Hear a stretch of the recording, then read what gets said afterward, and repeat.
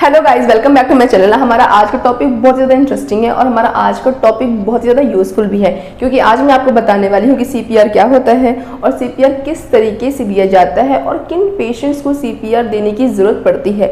सबसे पहले तो आपको एक बात समझनी होगी, ये जो दौर चल रहा है, जो ज़माना चल रहा है, वो ट्रेंड का ज़माना है। आज के समय में हर एक चीज़ ट्रेंड में आती है। वैसे बीमारी पीछे क्यों रही है कि बीमारी भी क्या हो गई है, ट्रेंड में आ गई है। क्या आप बता सकते हैं कि आज के टाइम पे कौन सी बीमारी सबसे ज़्यादा ट्रेंड में है? तो आप कहोगे कि हार्ट अटैक या फिर कार्डियक अरेस्ट। अगर आप देखोगे रिसेंटली बहुत सारे सेलिब्रिटीज़ की जो डेथ है उसका रीज़न क्या रहा है, कार्डियक अरेस्ट रहा है। और जैसा कि मैं आपको पिछले वीडियो में बता भी चुकी हूँ कि जो कार्डियक अरेस्ट होता है वो हमको बहुत ही कम समय देता है कि हम पेशेंट्स की जान को बचा सकें। और अगर हम डेटा की बात करें, डेटा के अकॉर्डिंग जो हमारे इंडिया की अगर हम बात करें, 70% जो कार्डियक अरेस्ट के केसेस होते हैं वो हमारे घरों में होते हैं।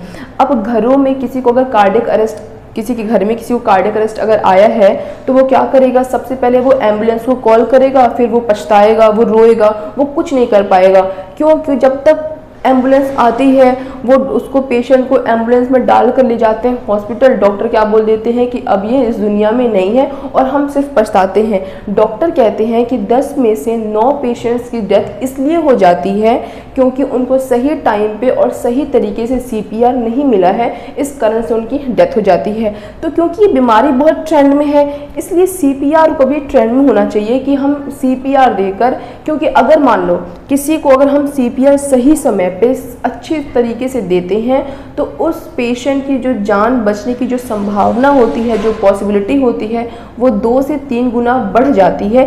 इसीलिए आज के टाइम पे सभी को पता होना चाहिए कि सीपीआर को किस तरीके से दिया जाता है। ये सीपीआर की जो ट्रेनिंग है वो हर किसी को लेनी चाहिए। तो आज की वीडियो में मैं आपको बताऊंगी सीपीआर किस तरीके से दिया जाता है। तो सबसे पहले सीपीआर की अगर हम फुल फॉर्म की बात करें तो सीपीआर का फुल फॉर्म होता है कार्डियो पल्मोनरी रेसिस्टेशन। ठीक है, अब देखो ये क्या है, ये एक टेक्निक है, यानी कि ये एक तरीका है जिस तरीके के अंदर हम क्या करते हैं कि कोई पेशेंट है जो कि कोलैप्स कर गया, यानी कि अब हम जब कोलैप्स कर जाता है तो सबसे पहले हम चेक करेंगे कि उसकी पल्स चल रही है नहीं चल रही है, वो सांस ले रहा है नहीं ले रहा है, उसकी हार्ट बीट चल रही नहीं चल रही है। अगर हम पाते हैं कि उसकी पल्स रेट नहीं चल रही है, वो ब्रीथ नहीं कर रहा है, उसकी जो हार्ट रेट वो बहुत ही स्लो हो गई या फिर नहीं चल रही है, तो उस कंडीशन पे हमें उसे सीपीआर देना होता है। अब सीपीआर हम देते कैसे हैं? सबसे पहले जो, अगर मैं आपको बताऊं, एक मार्कर रखती हूँ मैं,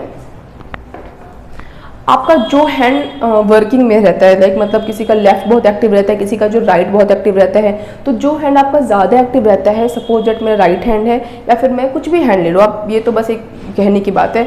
तो मैंने एक हैंड को ऐसे रखा और उसके बाद से जो ये मेरी उंगलियां ना, ये वाली दूसरी उंगली को मैं इसे क्या कर दूंगी, इंटरलॉक कर दूंगी। और जो ये हिस्सा दिख रहा है ना, ये वाला हिस्सा, ये हिस्सा बिल्कुल उस पोजीशन पे होता है जहां उसका हार्ट होता है। यानी ये पोजीशन आप पेशेंट्स की बिल्कुल हार्ट के सामने रखोगे, अपने हाथ को इंटरलॉक करोगे और उसको 1 मिनट में कम से कम उसके चेस्ट को 100 से 120 बार आपको प्रेस करना होता है। इस पोजीशन में आकर आपको उसके हार्ट को कम से कम 100 से 120 बारी पुश करना होता है। और बेड पे आप पुश नहीं करोगे। अगर मान लो वो पेशेंट बेड पे है तो सबसे पहले आप उसे फ्लोर पे, टाइल्स पे या फिर किसी बहुत ही ठोस जगह पे लाके लेटाओगे।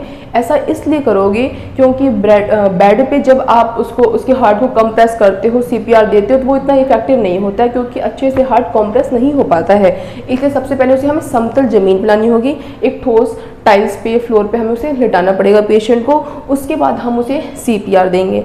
सीपीआर देते वक्त हम ध्यान रखेंगे कि हमारी बॉडी बिल्कुल एक रिलैक्स पोजीशन होनी चाहिए और हम उसको नीचे लिटाकर ऐसे हाथ को इंटरलॉक करके हम उसे क्या देंगे, सीपीआर देंगे। सीपीआर देते वक्त क्या ध्यान रखेंगे कि हम बहुत ही फोर्सफुली ये करें, इतना तेज हमें उसके हार्ट को कंप्रेस करना है, चेस्ट को कंप्रेस करना है, ताकि जो उसका हार्ट है वो कम से कम 2 इंच नीचे तक दबना चाहिए। आप ऊपर ऊपर से सीपीआर दोगे तो कोई फ़ायदा नहीं है उसका, इतना तेज होना चाहिए, इतनी स्ट्रेंथ आपको लगानी पड़ेगी कि कम से कम उसका जो चेस्ट है वो 1.5 से 2 इंच तक कंप्रेस हो। ऐसा आप 30 बार करोगे। ठीक है, 30 बार करने के बाद आप माउथ टू माउथ क्या दोगे, उसे ब्रीदिंग दोगे, ब्रीथ दोगे उसे। ऐसा ज़रूरी भी नहीं है, अगर आप मान लो कंफर्टेबल नहीं हो किसी भी कारण से, कोई भी रीज़न हो सकता है, तो आप ओनली CPR को अपने कंटिन्यू कर सकते हैं। और रियल लाइफ में CPR देना बहुत ही ज़्यादा थकावट भरा हो सकता है, तो इसलिए सिर्फ आपको नहीं, अगर आप अपनी फैमिली मेम्बर को भी वीडियो शेयर करना कि किस तरीके CPR देते हैं। कुछ टाइम तक आप CPR दोगे, कुछ टाइम तक आप बोलोगे कि अब आप कंटिन्यू करो, अब आप कंटिन्यू करो, और अब आपके मन में आ रहा है कब तक CPR देना है, जब तक कि एम्बुलेंस आपके घर पे आकर अपनी फर्स्ट एड स्टार्ट नहीं कर देती है, तब तक आपको अपना जो CPR देने का प्रोसेस है वो जारी रखना पड़ेगा और उसको लगातार करते रहना पड़ेगा।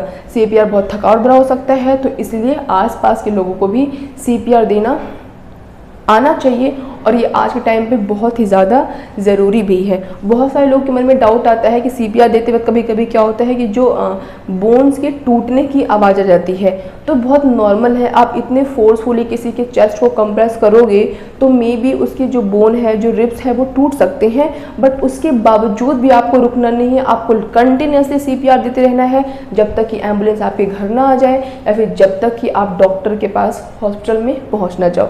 तो आज के इस वीडियो के लिए बस इतना ही। मिलेंगे नेक्स्ट वीडियो में एक और इंटरेस्टिंग टॉपिक के साथ। तब तक अगर आपको मेरी वीडियो अच्छी लगी हो तो मेरी वीडियो को लाइक कर देना और मेरे चैनल को सब्सक्राइब कर देना। That's all, bye guys.